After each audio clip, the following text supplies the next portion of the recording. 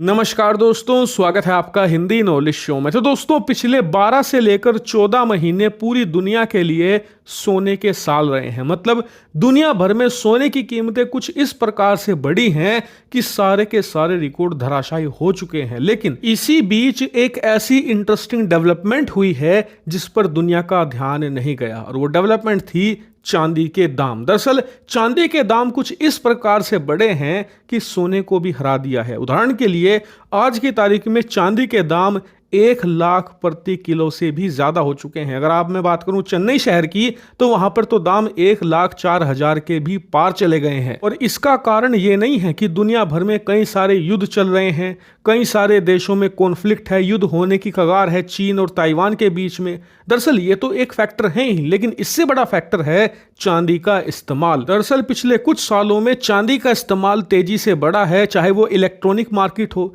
इसके अलावा solar panels हो, इसके अलावा अन्य प्रकार की जो सोलर इंडस्ट्री है वहां पर बहुत बड़े लेवल पर इस्तेमाल होता है चांदी का। और आने वाले समय में ये बढ़ने वाला है, क्योंकि आने वाला समय इलेक्ट्रिक व्हीकल्स का है। चाहे आपकी कार हो, बस हो, बाइक हो, ट्रक हो, हर एक चीज बिजली से चलने वाली है। और जो इस प्रकार के इलेक्ट्रिक व्हीकल्स होते हैं उनमें चांदी का इस्तेमाल बड़े लेवल पर होता है।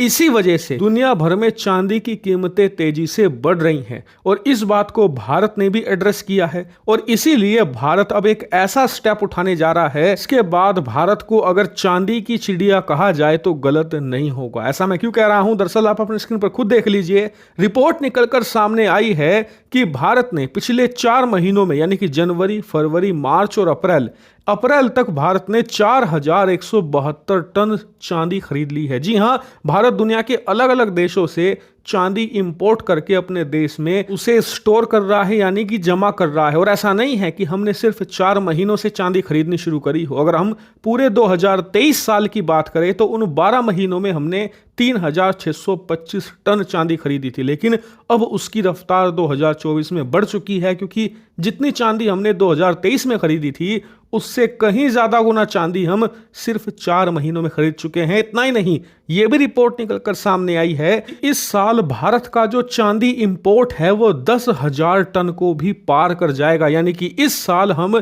10,000 टन से भी ज्यादा चांदी दुनिया भर से खरीदकर अपने देश में उसे स्टोर करके रखेंगे। और इसी के साथ भारत दुनिया के कुछ सबसे बड़े चांदी रखने वाले देशों में शामिल हो जाएगा। लेकिन भारत ऐसा क्यों कर रहा है? क्या इस कारण से कि चांदी के दाम बढ़ रहे हैं, अभी हम खरीद लेते हैं, आने वाले समय में महंगे दामों पर बेच पाएंगे? नहीं, दरअसल भारत का कारण कुछ और है। सबसे बड़ा कारण है कि भारत कई सारे सोलर प्रोजेक्ट चला रहा है। हम देश भर में सोलर ऊर्जा को तेजी से बढ़ावा दे रहे हैं, लेकिन इसके लिए हमें चाहिए होगी बहुत सारी सोलर पैनल्स। और सोलर पैनल को हमें सस्ते में बनाना पड़ेगा।